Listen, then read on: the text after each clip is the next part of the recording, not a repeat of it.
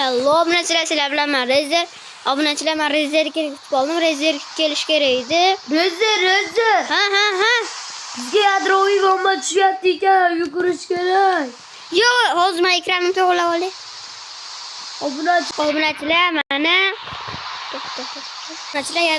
obunachilar yadroviy bomba tushishiga biz yaxshiyam yugurib qo'ygan edik.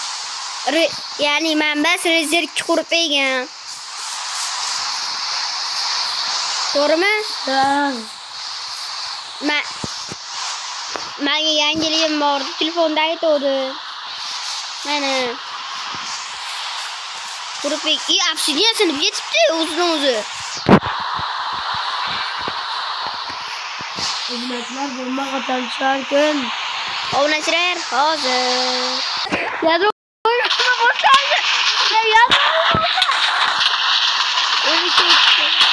O'lib ketdi. Yadroviy bomba boshlanib ketdi. Qanday qatyapti obunachilar? Voy obunachilar tirik. Oho, qancha joy sinib ketdi.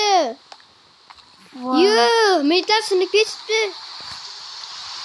Bo'pti obunachilar, video tugadi.